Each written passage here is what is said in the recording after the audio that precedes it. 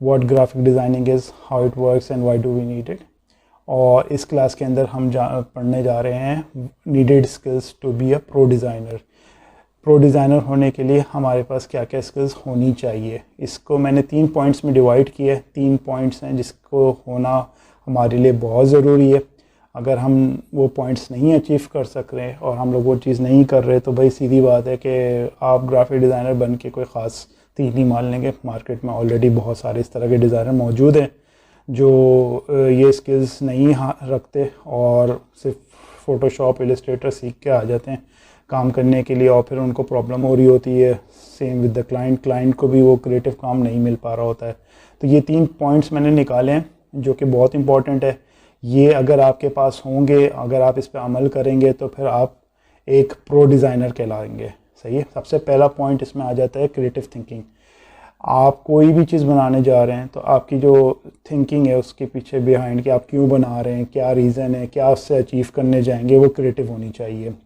उसको अगर सही इजी अल्फाज में बोलें कि आप अपनी डिज़ाइनिंग नॉलेज बढ़ाते हैं, जितना आप बढ़ा सकते हैं, जितनी आपके माइंड में उसकी लाइब्रेरी बनेगी, जितने आपके माइंड में उसके पास डिज़ाइन से रिलेटेड इंफॉर्मेशन होगी, उतना ही अच्छा आप क्रिएटिव थिंक कर सकते हैं। इसको मज़ीद हम लोग इस पॉइंट में डिवाइड कर सकते हैं कि भाई प्रीवियस यानी कि पास्ट हिस्ट्री क्या रही है डिज़ाइनिंग की। फॉर सपोज़ जैसे कि अगर आप पोस्टर डिज़ाइनिंग कर रहे हैं या आप कार्ड डिज़ाइन कर रहे हैं तो उसकी पास्ट क्या रहा है, तो वो थोड़ा सा आपको हिस्ट्री जाननी चाहिए कि भाई पहले कार्ड कैसे बनते थे, उसमें क्या क्या फ़ॉन्ट्स यूज़ होते थे, किस तरह के कलर कॉम्बिनेशन लोग यूज़ करते थे, कौन से कंट्रास्ट लगते थे। तो इससे क्या होता है कि आपको ये पता चल जाता है कि क्या चीज़ आपने नहीं यूज़ करनी, और अगर यूज़ करनी भी है तो जैसे कोई ट्रेंड है वो अभी भी चला आ रहा है तो वो फिर आप फॉलो करते हैं। अदरवाइज़ फिर आप उसको ऑब्सोलीट करते हैं कि भाई ये ऑलरेडी यूज़ हो चुका है, मार्केट में आ चुका है, अब ये दोबारा नहीं चलेगा। तो आपकी एक पास से रिलेटेड इंफॉर्मेशन आपके पास होती है तो आप उसके लिए आसानी होता है। अब इसका सेकंड पॉइंट आ जाता है कि प्रेजेंट आपको कैसे पता चलेगा कि क्या हो रहा है मार्केट में, किस तरह चीज़ चल रही है। तो वो ये है कि अगर आपने उसी से रिलेटेड अभी इंटरनेट के ऊपर से कोई ई बुक निकाल ली पोस्टर के ऊपर, या लोगो डिज़ाइनिंग अगर ले लें तो लोगो डिज़ाइनिंग किस तरह होती है, आजकल क्या ट्रेंड चल रहा है, उसकी वो ई बुक्स निकाल ली, उसको पढ़ने लगे। अगर सपोज़ करें आपके पास ई बुक पढ़ने का टाइम नहीं है तो उससे रिलेटेड कुछ आपने टिप्स, हाउ इट वर्क्स वगैरह के किस्म के आप जाके ब्लॉग्स पढ़ लें। ब्लॉग्स एक पेज के होते हैं, वो ट्रेंड आजकल जो चल रहा है, जो करंट डिज़ाइनिंग स्किल्स लोग यूज़ कर रहे हैं लोगो बनाने के लिए, वो आप वहाँ से नेट से निकाल के पढ़ सकते हैं। अगर आप ये भी नहीं करना चाह रहे तो सिंपल आप यूट्यूब पे जाएं, डायरेक्टली लिखे कि लोगो डिज़ाइन किस तरह होता है और कौन से लेटेस्ट हैं, क्रिएटिव लोगोस किसको कहते हैं, इस तरह के आपने वहाँ पे जाके सर्चिंग कर लें तो आपको इसी तरह की, जैसे मेरी एक वीडियो है, इस तरह की आपको बहुत सारी वीडियोस मिल जाएंगी। उससे क्या होगा कि आपके पास एक माइंड में लाइब्रेरी होगी, आप उसको देख के लर्न कर सकेंगे कि भाई ये आजकल इस तरह के लोगोस चल रहे हैं इस फील्ड के अंदर, और इससे आपको हेल्प मिलेगी कि जो आप अपने क्लाइंट के लिए बनाने जा रहे हैं। अच्छा, अब आ जाती है फ्यूचरिस्टिक वाली बात कि मतलब आपने पास्ट के बारे में पता कर लिया, प्रेजेंट क्या चल रहा है, अब फ्यूचर किस पे जाएगा। फ्यूचर के लिए सबसे इंपॉर्टेंट चीज़ ये है कि आप अपने लिए कोई इंस्पिरेशन ढूंढें। जैसे इंस्पिरेशन में आपके आ सकता है कि दूसरा कोई प्रो डिज़ाइनर, अगर आपको लगता है आपको कोई हीरो आपको नज़र आ जाता है मुख्तलिफ वेबसाइट के ऊपर कि भाई यार ये बंदा बहुत अच्छे लोगो बना रहा है या ये बंदा बहुत अच्छे डिज़ाइनिंग बनाता है, इसके स्किल्स बहुत अच्छे हैं, तो उसको फॉलो करना शुरू कर दें, उसके साथ इंटरेक्ट रखें, उसकी जो नई चीज़ें अपलोड हो रही हैं उसको फॉलो करें, उसको देखें वो क्या कलर यूज़ कर रहा है, क्यों आपको वो अच्छा लग रहा है। तो मेन रीज़न ये है कि उसके अंदर अच्छी चीज़ क्या है, उसने क्या ऐसा कुछ बनाया है या कुछ इस तरह प्रेजेंट किया है जिसकी वजह से वो चीज़ अच्छी लग रही है। एक तो वहाँ से फिर आपकी डिज़ाइन में इंस्पिरेशन आएगी। कॉपी नहीं करना, बस उसको पॉइंट नोट करना है कि वो क्या क्या कर रहा है, उस चीज़ को अपने डिज़ाइन में इम्प्लीमेंट करने की कोशिश करनी है कि आपके फ्यूचर हो जाएगा। क्योंकि फिर आप उसको फॉलो करते रहेंगे, वो भी अपने आप को अपडेट कर रहा है, तो आप एक अपने से अच्छे को फॉलो कर रहे हैं, तो उससे फिर आपको अपने काम में आसानी हो जाएगी। सही है। ये 3 पॉइंट हो गए कि पास में आपने चीज़ों को देख लिया कि भाई उसके अंदर क्या क्या चीज़ हो चुकी है, वो अब नहीं हो रही है, उसको क्लासिक वर्जन में डाला है, या अगर जो भी उसमें से कोई पॉइंट अभी तक यूज़ हो रहा है तो, या रीवैम्प हुआ दोबारा से आना शुरू हो गया मार्केट के अंदर, तो वो आपको पता चल जाएगी। थोड़ी करंट इन्फॉर्मेशन में आ जाए दूसरे पॉइंट के अंदर, तो वो आपके पास ही आ जाएगी कि भाई आजकल क्या चीज़ चल रही है, तो वो आपने नेट पर सर्च कर लिए, ई बुक्स वगैरह ब्लॉग हो गए, या यूट्यूब पर जाके उसके ऊपर थोड़ी सी वीडियोज़ वगैरह देख ली। थर्ड ये कि आपने कोई एक अच्छा मेंटोर ढूंढ लिया नेट के ऊपर, प्रो डिज़ाइनर ढूंढ लिया, उसको फॉलो करना शुरू कर दिया। अब ये 3 पॉइंट हो गए, ये आपकी क्रिएटिव थिंकिंग में बहुत हेल्प करेगा कि अगर आप ये चीज़ फॉलो इस तरह से काम करेंगे तो आपकी क्रिएटिव थिंकिंग बहुत अच्छी आएगी। इस तरह से आपके पास एक माइंड में लाइब्रेरी बन जाएगी चीज़ों के बारे में। तो आप जब कुछ भी बनाने लगेंगे तो क्या करना है और क्या नहीं करना है वो आपके थॉट्स में आना शुरू हो जाएगा। ये बेसिकली एक नॉलेज होती है जो आपके काम करने से पहले वो आपकी क्रिएटिव थिंकिंग में बहुत हेल्प आउट करती है। इसके अंदर एक और चीज़ भी आ जाती है कि इससे आपकी एक और स्किल बहुत स्ट्रांग हो जाती है कि भाई अगर आप कुछ चीज़ बनाने चाह रहे हैं तो पहले आप उसको अंडरस्टैंड कर पाएंगे कि वो चीज़ क्या है, सही है। उसके पीछे बनाने से पहले उसका कॉन्सेप्ट क्या है, वो कॉन्सेप्ट जैसे आप खुद नहीं सोच रहे, आपने उसी जैसी चीज़ अपने मेंटोर के या प्रो डिज़ाइनर जो दूसरे हैं उनको देखा, उन्होंने क्या अचीव किया, पीछे क्या स्ट्रेटजी उन्होंने यूज़ की है, और उनके वर्क के अंदर क्या ऐसी चीज़ें थी वो आप अपने वर्क में भी लेकर आ जाएं। सही, ये तो हो गया पहला पॉइंट आपका क्रिएटिव थिंकिंग के ऊपर। अब आज हम आ जाते हैं दूसरे पॉइंट के ऊपर, प्रॉब्लम सॉल्विंग अप्रोच या स्किल्स कह लें उसको। अब इसकी ये है कि आप सोल्यूशन प्रोवाइडर बने, design itself also a solution. सही है, इसमें ये होता है कि सबसे इम्पॉर्टेंट चीज़ ये है कि you should know your clients problem, कि उसके काम में क्या इशू आ रहा है, या आपके जो डिज़ाइन, जो किसी जगह आप डिज़ाइन अगर दे रहे हैं, बता रहे हैं कि भाई यार आप ये चीज़ कर लें, तो आपको पता होना चाहिए कि आप क्यों दे रहे हैं उसको ये काम, क्योंकि उसके पास कुछ इशू है, उसके प्रोडक्ट के अंदर कुछ मिसिंग है, कोई प्रॉब्लम है, तो ये आप उसको एज अ सोल्यूशन प्रोवाइड कर रहे होते हैं। सही है, उसके लिए फिर आपके पास सबसे इम्पॉर्टेंट चीज़ ये हो जाती है कि आप पहले ये देखें कि आपके क्लाइंट या आपके काम के अंदर क्या चीज़ लैक कर रही है। सही है, डिज़ाइन लैक कर रहा है, डिज़ाइन अच्छा क्वालिटी का नहीं है, या फिर ओवरऑल वो है ही नहीं। सही है, ऐसा हो गया कि भाई उसके अंदर ऐसी चीज़ आ गई कि भाई वो मिसिंग कर रहा है। फॉर एग्ज़ाम्पल कोई कंपनी है, उसको लोगो बनाना है, लोगो नहीं बनाना, बेसिकली वो एक काम कर रही है ऑलरेडी, उसके बाद लोगो नहीं है, उसने एक खाली टाइप फेस उठाया, उसने एक फॉन्ट यूज़ किया और चला लिया।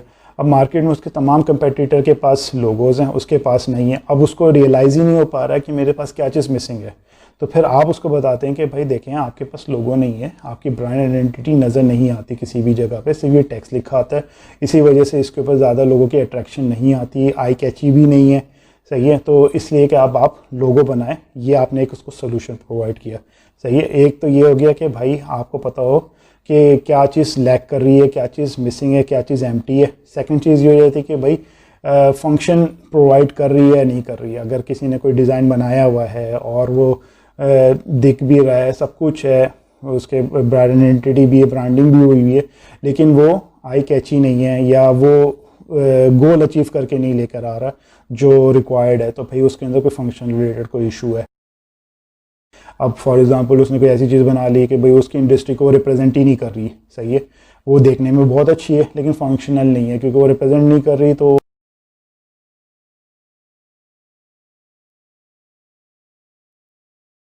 वो आपको अचीव नहीं करके दे रही कि जो उसका मकसद था, तो वो आप करेक्ट कर सकते हैं। सही है, उसके बाद फिर कॉम्बिनेशन देखा जाता है कि भाई कोई चीज़ कि अच्छी भी लग रही हो और मकसद को भी पूरा कर रही हो, तो दोनों चीज़ें कि वो कन्विंसिंग भी हो, सही है, फंक्शनल भी हो, और साथ साथ अच्छी भी लगे, अट्रैक्ट भी कर रही हो, तो वो सारी चीज़ें भी हमें देखनी चाहिए। अब वो भी होता है कि भाई अगर फंक्शनल भी है, देखने में भी अच्छी लग रही है, लेकिन फिर भी रिज़ल्ट प्रोवाइड नहीं हो रहा, तो फिर हम लोग जाते हैं तीसरे पॉइंट के ऊपर कि भाई उसके अंदर कुछ मिसिंग है। मिसिंग इस पॉइंट से कि हम या तो अपडेट नहीं हुए हैं मॉडर्न एरा के हिसाब से, सही है। अब ट्रेंड चेंज हो गया है तो हम ट्रेंड को फॉलो नहीं कर रहे, हम इवॉल्व नहीं हो पा रहे, हम इनोवेट नहीं हुए उस चीज़ के अंदर। हमें उसको इनोवेशन पे लेके जाना चाहिए। तमाम आपके कंपेटिटर अपने ट्रेंड्स को फॉलो करने चाहिए, क्योंकि आप उसकी जो ऑडियंस है, राइट ऑडियंस है, वो टारगेट नहीं हो रही है। सपोज़ करें कि भाई फॉर सपोज़ आपकी फॉर सपोज़ मर्सिडीज़ एक कंपनी है, एक गाड़ियाँ बनाती हैं, बहुत लग्जरियस कार्स होती हैं उनकी, लेकिन उनके पहले टारगेट ऑडियंस जो थी 80s के अंदर वो दूसरी थी। अब वो इस एरा के अंदर आ गए हैं, अब यहाँ पे सारे यंग लोग आ गए हैं, उनकी थिंकिंग अलग हो चुकी है। अब उस न्यू जनरेशन को टारगेट करना है, तो उसके लिए आपको अपने आप को अपडेट करना पड़ेगा। मर्सिडीज़ को भी फिर एक किस तरह की चीज़ लेंगे। हाँ, 80s में कुछ और ट्रेंड्स थे, कुछ और चीज़ लोग मांगते थे, और आज के दौर में लोग कुछ और चीज़ मांगते हैं। आज के दौर में लोग फ्यूल एफिशिएंसी के ऊपर ज़्यादा कॉन्सेंट्रेट कर रहे हैं। पुराने दौर के अंदर ब्यूटी और बोल्डनेस गाड़ी की होती थी, या स्ट्रॉन्ग कितनी है उसको देखा जाता था। आज वो ट्रेंड्स चेंज हो चुके हैं, तो फिर हमें ये देखना होगा कि हमें हमारा प्रोडक्ट डिज़ाइन जो भी है, तो वो इवॉल्व हुआ है, इनोवेट हुआ है या नहीं हुआ है। सही है। तो ये 3 इस तरह के पॉइंट्स हैं जो आपकी प्रॉब्लम सॉल्विंग करने में मदद करती हैं। फिर से रिपीट कर दूं कि अगर कोई चीज़ लैग कर रही है या फंक्शनल नहीं है तो वो आपने प्रोवाइड करनी है। सही है। सेकंड चीज़ है कि भाई फंक्शनल भी है, दिख भी रही है, लेकिन फिर भी परफॉर्म नहीं कर रही, तो इसका मतलब ये है कि कुछ ना कुछ उसमें मिसिंग है, कुछ पर्टिकुलर लेवल की चीज़ ना। तो वो आप उसके जैसे कि अच्छी दिख रही है लेकिन फंक्शनल नहीं है, तो आपने फंक्शनल वाले पार्ट को एडिट किया, या फंक्शनल है लेकिन दिख अच्छी नहीं रही इसलिए वो परफॉर्म नहीं कर पा रही उस तरह से, लोगों की आईज ही नहीं उसके ऊपर टिक पा रही, आई कैची नहीं बन रही, तो वो हो गए। अब ये थर्ड पॉइंट आ गया कि भाई फंक्शनल भी है और आई कैची भी है लेकिन फिर भी नहीं रिस्पॉन्स आ रहा, तो पता चलता है कि भाई आप अपडेट नहीं हुए,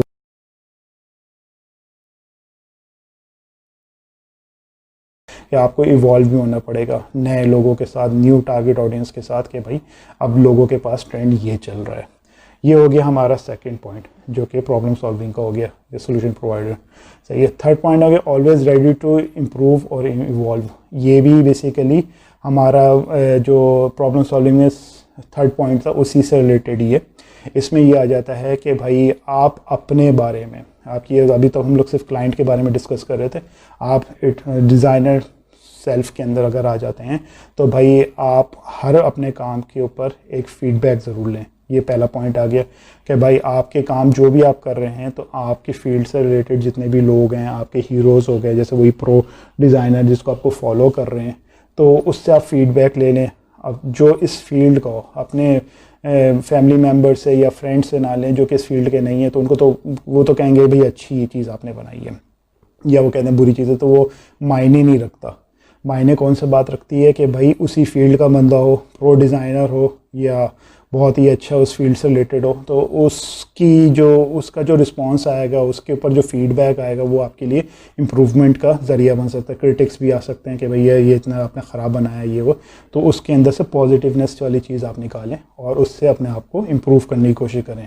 डिज़ाइन को नहीं, अपने आप को, कि भाई आप कुछ चीज़ मिस कर रहे हैं। आपने कुछ जैसे डिज़ाइनिंग के अंदर आपने फ़ॉन्ट बहुत पुराने यूज़ करते आ रहे हैं, लेकिन आपका डिज़ाइन अच्छा लेकिन फ़ॉन्ट्स मैच नहीं कर पा रहा, तो वो आपको एक कोई प्रो डिज़ाइनर ही आपको बता सकता है, या आपका मेंटर या ट्रेनर आपको ये बात बता सकता है कि भाई आपकी चीज़ इसमें लैग करती है, ये फीडबैक है और आप इस फ़ॉन्ट को चेंज कर लीजिए। सेकेंड पॉइंट ये आ जाता है कि भाई जिस तरह से उसमें प्रॉब्लम सॉल्विंग में था कि आप नए ट्रेंड्स के साथ, नए डिज़ाइन एलिमेंट्स के साथ, मॉडर्न स्टाइल एसेंशियल्स इनको यूज़ करते हुए डिज़ाइन बनाएं, क्योंकि जैसे मार्केट में ट्रेंड चल रहा है, हर साल डिज़ाइन का ट्रेंड आता है। ग्राफिक डिज़ाइन 2019 आ गया, 2020 आ गया, तो उसको आप देखें कि आजकल मार्केट के अंदर क्या चीज़ इन हो गई है, कौन से कॉन्ट्रास्ट कलर इन हो गए, कौन से फॉन्ट्स इन हो गए, कौन सी चीज़ आप ऑब्सोल्यूट हो गई है, निकल चुकी है। तो ये चीज़ आपके लिए बहुत इंपॉर्टेंट है। बेशक आप बहुत अच्छा बना रहे हैं, लेकिन आप 2018 का डिज़ाइन बहुत अच्छा बना रहे हैं 2020 के अंदर, तो वो मायने नहीं रखता। वो 2018 में बहुत आला था, 2020 में वो ऑब्सोल्यूट हो चुका है और कुछ नई चीज़ आ गई है, तो उस हिसाब से भी फिर आपको अपने आप को इवॉल्व करना पड़ेगा। इसी तरीके से इसका थर्ड पार्ट आ जाता है। थर्ड पार्ट ये आ जाता है कि डिज़ाइन स्मार्टली। अब कुछ जैसे आपका फ़ोटोशॉप हो गया, इलस्ट्रेटर हो गया, अब आप 2002 में भी था फ़ोटोशॉप इलस्ट्रेटर और 2020 में भी है। अब इसमें फ़र्क क्या आ गया कि भाई जो काम आप 5-6 क्लिक से करते थे अब वो 2 क्लिक से होना शुरू हो गया है। तो ये वर्क स्मार्टली वाली चीज़ बात आ जाती है यहाँ पे कि जो काम आप ट्रेडिशनल वे में बनाते थे, जैसे फॉर सपोज़ आप एक टेबल बना रहे हैं या आप एक लोगो बना रहे हैं जिसमें आप ग्रेडियंट यूज़ कर रहे हैं, मैनुअली ब्रश से ग्रेडियंट यूज़ कर रहे हैं, बाद में पता चला ग्रेडियंट का टूल आ चुका है, फिर उसके अंदर और पैलेट्स आ गए हैं जो बस 1 क्लिक के ऊपर वो पूरा प्रॉपर उस तरह का ग्रेडियंट वो वाला लुक जनरेट कर सकते हैं रियलिस्टिक, जिस पे आप इतनी मेहनत कर रहे हैं। तो वर्क स्मार्टली होता है कि भाई finding a faster and easy way to design. सही है। इसमें यह कि जो जितना फास्ट वे में जो कुछ हो सकता है ना वो चीज़ आप पहले पकड़ें। उस चीज़ को पकड़ने से फ़ायदा ये होगा कि आप मॉडर्न डिज़ाइनर्स के साथ compete कर सकेंगे। अगर आप वो ट्रेडिशनल वे में काम कर रहे हैं जिसमें आपको 10 मिनट लग रहा है, 20 मिनट लग रहा है, और नए डिज़ाइनर को वो 5 मिनट में वो रिज़ल्ट वो ला के दे रहा है, तो आप पीछे रह जाएंगे। बेशक आपने बहुत आला चीज़ बनाई है, लेकिन जो नया डिज़ाइनर है वो काम 2 मिनट में कर रहा है जो आप 15 मिनट में कर रहे हैं। तो आपको टूल्स के अंदर जो नए नए फीचर्स आ रहे हैं उसके बारे में इन्फॉर्म होना चाहिए कि आप जो चीज़ बना रहे हैं, इलस्ट्रेट कर रहे हैं, डिज़ाइन कर रहे हैं, तो उसके अंदर आपके पास वो टूल्स होने चाहिए, उसकी लर्निंग होनी चाहिए, उसको सीखा हुआ होना चाहिए ताकि आप इजी वे में उसको compete कर सकें। That's it. इसके अंदर के ये सारे टॉपिक्स हो गए। इसके अंदर से ये हो जाता है कि अगर आप ये तमाम चीज़ जैसे कि मैंने डिस्कस किया कि क्रिएटिव थिंकिंग आ गई, प्रॉब्लम सॉल्विंग आ गई, सही है, और इवॉल्विंग वाली बात आ गई कि आप अपने आप को इनोवेट करें, इवॉल्व करें। ये 3 पॉइंट अगर आपके स्ट्रॉन्ग हैं, सही है, इस चीज़ के ऊपर आप काम कर रहे हैं, तो आप एक प्रो डिज़ाइनर बन सकते हैं।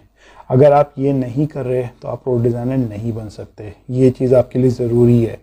इसको अगर मैं और इजी वर्ड में बोलूँ कि अपने आप को टाइम के साथ अपडेट करना, सही है, और नए ट्रेंड को फॉलो करना, प्रॉब्लम सॉल्विंग स्किल्स अपने अंदर पैदा करना, सही है, और अब पीछे पास की तमाम चीज़ें जो डिज़ाइनिंग की हिस्ट्री है, लाइब्रेरी है, वो अपने माइंड में फिट करना कि भाई मैं कुछ बनाने जा रहा हूँ तो मैं बैठ के सोचूँ ना, मेरे पास फ़ौरन से आइडियाज़ आए, फ़ौरन क्लिक हो मेरे माइंड के अंदर, क्योंकि मेरे पास ऑलरेडी मेरे ब्रेन के अंदर वो चीज़ मौजूद है, तो मैं फ़ौरन से क्रिएटिव थिंक कर सकूँगा चीज़ को। प्रॉब्लम सॉल्विंग में मैं फ़ौरन से हाथ मार सकता हूँ कि भाई यहाँ मुझे फ़ौरन से दिख रहा है कि यार यहाँ पे इसने कुछ गड़बड़ की हुई है, इसको यहाँ पे मैं सोल्यूशन प्रोवाइड कर सकता हूँ। थर्ड पॉइंट कि भाई मैं लेटेस्ट चीज़ों को अप्लाई कर रहा हूँ, फास्टेस्ट वे में डिज़ाइन कंप्लीट करके दे सकता हूँ। तो ये 3 पॉइंट अगर आपके अंदर मौजूद हैं, सही है, तो आप एक प्रो डिज़ाइनर बन सकते हैं।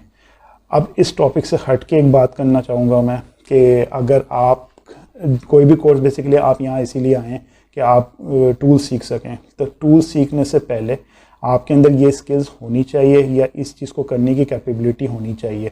अगर आप में ये कैपेबिलिटी नहीं है तो आप जस्ट टूल सीखे तो आप किसी भी प्लेटफॉर्म पे जाके कोई भी टूल सीख सकते हैं, सही है, लेकिन उसकी जो मकसद है कि भाई आप उस टूल को सीख के एक अच्छे डिज़ाइनर बने और अच्छा पैसा कमा सकें, सही। असल मकसद तो यही होता है। कोई भी बंदा कोई भी फील्ड चूज़ करता है तो उसका मकसद होता है कि भाई मुझे वहाँ पे इज़्ज़त मिले, मुझे अच्छा पैसा मिले, मुझे रिस्पेक्ट मिले, तो उसके लिए ये चीज़ें होना बहुत ज़रूरी है। अगर आप प्रो डिज़ाइनिंग के स्किल्स को फॉलो नहीं करेंगे तो फिर फ़ायदा नहीं है, सीधी बात है।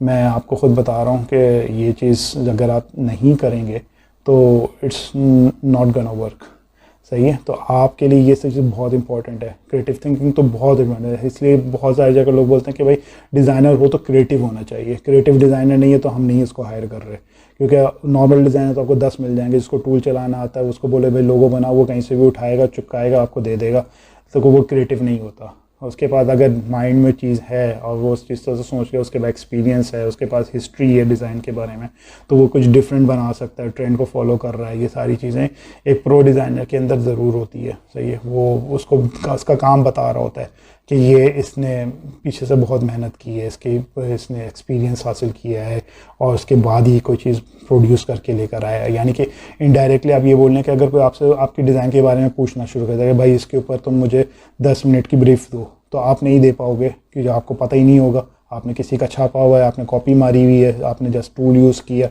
और आपने बना दिया। लेकिन अगर आपने उस पर मेहनत की होगी और आपने उसको वाकई में सोच के बनाया होगा तो आप उसके ऊपर दो तीन चीज़ तो बोल ही सकते हैं कि भाई मैंने ये इस वजह से यूज़ किया है, मैंने फ़ॉन्ट इसलिए यूज़ किया, ये कलर कॉम्बिनेशन मैंने फलाने जगह से चूज़ किया था कि भाई ये जस्ट फॉर सपोज स्काई और अर्थ का कॉम्बिनेशन है बहुत ज़बरदस्त, तो मैंने ब्लू और ऑरेंज कलर यूज़ किया है लोगों के अंदर, तो ये रिप्रेजेंट करता है दिन और रात को। इस तरह के बहुत सारे टॉपिक्स हैं जिसके ऊपर वो बात कर सकता है अपने लोगों के बात में, उसके पीछे कॉन्सेप्ट क्या है, इसके पीछे स्ट्रेटजी क्या यूज़ की उसने, तो वो सारी चीज़ें वो बात कर सकता है। अगर वो क्रिएटिव नहीं है, सही है, प्रो डिज़ाइनर नहीं है, तो वो नहीं बोल पाएगा बेचारा, वो बिला बोलता रहेगा, 10 चीज़ें बोलेगा, लेकिन सामने वाले को फ़ौरन पता चल जाएगा कि भाई ये फजूल की बातें कर रहा है, इसने कहीं से उठाया है और मुझे चिपका दी है। तो ये ज़रूरी स्किल्स है, सही है। अब हम तीसरी क्लास की तरफ जाएंगे इंशाल्लाह, इसके बाद वाले में हम उसमें फिर भी डिस्कस करेंगे विजुअल कम्युनिकेशन और टाइपोग्राफी, सही है। ये थोड़ा सा विजुअल रिलेटेड होगा, मैं इसको ये वाले कोर्स को आपको थोड़ा सा मॉनिटर के साथ समझाऊंगा। उसमें ज़्यादातर मैं, क्योंकि ये सिर्फ ज़बान